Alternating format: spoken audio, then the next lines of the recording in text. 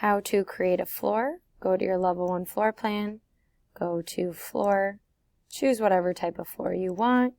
Use your pick walls, it's the easiest. Typically on a first level floor, you will click on the outside of the walls. In case it doesn't, you can click on your double arrows to change that and hit your green check mark, go to your 3D view, and you can see your floor. To add a floor to the second level, you go to level 2 floor plan, go to floor, go to pick walls. Typically on a second level or above, you want the floor to go towards the inside. Hit your green check mark, hit no on any pop-ups, go to your 3D view, and you can see your floor.